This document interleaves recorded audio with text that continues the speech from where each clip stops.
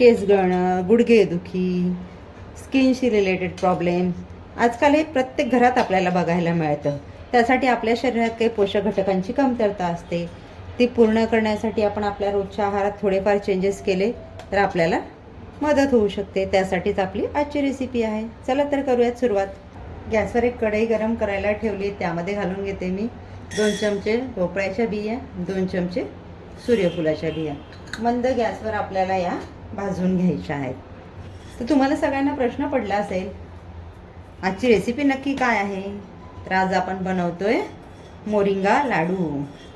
Moringa हे एक शक्तिशाली अँटीऑक्सिडंट आहे आणि विटॅमिन आणि मिनरल्सचं भंडार आहे.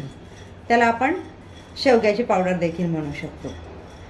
आपण या बिया तेल किंवा तूप न घालता अशाच भाजून घेतो आहे. बिया आपल्या छान भाजून होत आलेल्या आहेत. इथे मी टेबलस्पूनचं प्रमाण सांगितलं आहे. 2 चमचे म्हणजे 2 टेबलस्पून. आता ह्या आपण गारवण्यासाठी बाजूला काढून घेऊयात. तर आपण घेतले 4 टेबलस्पून बदाम. हे वेगवेगळे भाजण्याचं कारण हे की बिया ह्या आकाराने बारीक आहे, लवकर जळतात. बदाम आकाराने थोडे जाड आहेत म्हणून मी ते वेगवेगळे भाजून घेते. आपल्याला फक्त त्याच्यातलं मॉइश्चर काढून घ्यायचं आहे. बदामही भाजून झाल्या तर तेही मी गार करण्यासाठी काढून घेते. आता आपण जो पुढचा घटक घेतोय तो कॅल्शियमने भरपूर आहे. हलीम, याला अळीव देखील म्हटलं जातं. हे घेतले मी 4 टेबलस्पून. आता यामध्येच घालून घेते मी 4 टेबलस्पून सुकं खोबरं किसून घेतलेलं. हलीममध्ये व्हिटॅमिन आणि कॅल्शियम भरपूर असतं. आयर्नची कमतरता भरून काढतं. महिलांना मासिक पाळीमध्ये जी अनियमितता असते ना, ते नियमित करण्यास मदत करतं. केसांच्या वाढीस मदत करतं. व्हिटॅमिन आणि कॅल्शियमनी समृद्ध असतं हळीव. याचं प्रमाण तुम्ही इथे कमी जास्त करू शकता. मी 4 टेबलस्पून घेतलं आहे. तुम्ही तुम्हाला हवं त्या प्रमाणात इथे कमी जास्त घेऊ शकता. इथे हलीम आणि खोबरं एकत्र भाजलं. तुम्ही वेगवेगळं देखील भाजून घेऊ शकता.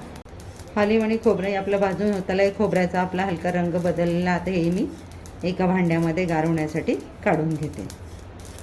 त्याच कढईमध्ये मी घेते 1 वाटी चण्याचं पीठ. चमच्याचं प्रमाण म्हणाल तर एक 8 ते 9 टेबलस्पून मी चण्याचं पीठ घेतलं आहे. मंद गॅसवर भाजून घ्यायचं. यामध्ये मी तेल तूप अजून काहीही घातलेलं नाही आहे. असंच त्याला परतून घेते. चण्याचं पीठ एक साधारणतः 1 मिनटं मी मंद गॅसवर भाजून घेतला. आता यामध्ये घालतो आहे आपण आपलं आजच्या रेसिपीमधला महत्त्वाचा घटक मोरिंगा पावडर. अर्धी वाटी 4 टेबलस्पून मी मोरिंगा पावडर घेतले. तुम्हाला हवं तर मोरिंगा पावडरचं प्रमाण इथे कमी जास्त करू शकता. कुठलंही पीठ जेव्हा लाडूंचं तुम्ही भाजता ना, त्यावेळेला मंद गॅसवर आधी पिठं भाजून घ्या आणि नंतर लास्टला तूप घाला. म्हणजे पिठाच्या गाठी होणार नाही. आपण सुरुवातीलाच तूप घातलं की पिठाच्या गाठी होतात आणि पीठ आपलं छान भाजलं जात नाही. त्यामुळे सुरुवातीला तूप न घालता पीठ भाजा एक 4-5 मिनटं आणि नंतर त्याच्यामध्ये तूप ॲड करा. पीठ आपलं मंद गॅसवरच भाजा, सतत हलवत राहा. मोरिंगा बहुगुणी औषधी वनस्पती आहे. मोरिंगामध्ये विटॅमिन सी आणि बीटा कॅरोटीन असतं. Vitamin A, E, calcium, iron, potassium, magnesium याचं समृद्ध भंडार आहे मोरिंगा पावडर.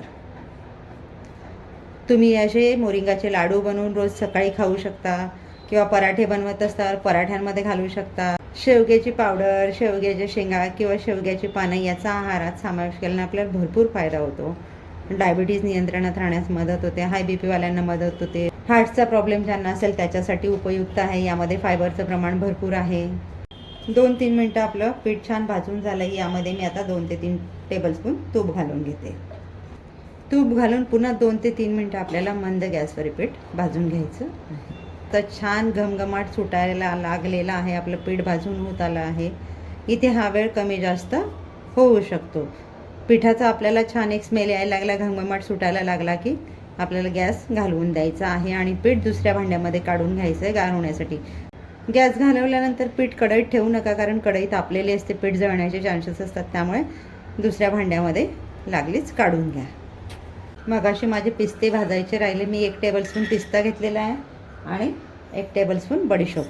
बडीशोप तुम्हाला हवं तर घ्या, नसेल घ्यायची तर नका घेऊ. ड्रायफ्रूट्स देखील तुम्ही तुमच्या आवडीने तुम्हाला जे हवे ते घेऊ शकता. कमी जास्त प्रमाण हे तुमच्या आवडीनुसार. हे आपल्याला 1-2 मिनटं भाजून घ्यायचं आहे मंद गॅसवर.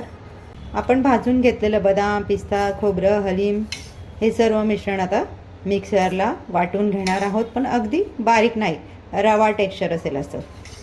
तर यामध्ये मी घालते खारीक. मी साधारणतः 130 ते 140 ग्रॅम खारीक घेतले. वाटीचं प्रमाण म्हणाल तर एक फुल वाटी, यातल्या अर्ध्या मी यामध्ये घालून घेतलं. हे वाटप करून झालेलं आहे. पीठ भाजून मी ज्या भांड्यात घेतलेलं त्याच भांड्यात मी हे वाटप केलेलं मिश्रण काढून घेते. तर याच पद्धतीने मी उर्वरित मिश्रण देखील करून घेते. सर्व मिश्रण आपण हाताने एकदा मिक्स करून घेऊयात. या स्टेजला तुम्हाला वाटलं की इथे बाइंडिंग होत नाही, लाडू वळले जात नाही आहे, तर 1 ते 1.5 टेबलस्पून तूप तुम्ही याच्यामध्ये ॲड करून घेऊ शकता. मला इथे तुपाची काही गरज वाटत नाही आहे. पीठ भाजताना 3 टेबलस्पून मी तूप घातलेलं, त्यातच माझं झालं. तर याचे मी लाडू वळून घेते. तुम्ही तुम्हाला हवे त्या आकाराचे लहान मोठे वळून घेऊ शकता, पण मी एक आपला छोटा लिंबू असतो ना त्या आकाराचे लाडू इथे वळून घेते. छान बाइंडिंग येते लाडूंना, छान वळले जात आहेत लाडू. तुम्ही रोज सकाळी एक लाडू खाल्लात ना तरी तुम्हाला खूप फायदेशीर. घरातली लहान मोठे वयस्कर मंडळी सगळ्यांना हे लाडू चालतात. अजून एक छोटीशी गोष्ट सांगते, शक्य झालं तर करा. रात्री झोपताना अर्धा चमचा मेथीदाणे, अर्धा चमचा मोरिंगा पावडर ग्लासभर पाण्यात टाकून ठेवा. सकाळी ते गाळून ते पाणी पिऊन घ्या. ते पाणी पिल्यानंतर अर्ध्या ते पाऊण तासानंतर हा एक लाडू खा आणि त्याच्यानंतर तुम्हाला जे हवं ब्रेकफास्ट ते तुम्ही करू शकता. हा प्रयोग करून बघा, तुम्हालाच तुमचे फरक जाणवतील. मी सांगितलं तुमचा विश्वास नाही बसणार, तुम्हाला स्वतः फरक जाणवला की तुम्हाला विश्वास बसेल. आता याच पद्धतीने मी सर्व लाडू वळून घेते. तयार आहे आपला कॅल्शियम, विटॅमिन्स, मिनरल्स आणि प्रोटीनचा खजिना मोरिंगा लाडू. आपण एक तोडून बघूया. किती सहज तुटतो बघा, जोर न लावता अगदी सहज. एकदा नक्की बनवा. तुमच्या प्रतिक्रिया मला कमेंट्समध्ये कळवा. भेटूयात अशाच एका छानशा रेसिपीसह पुढच्या व्हिडिओमध्ये. थँक्यू.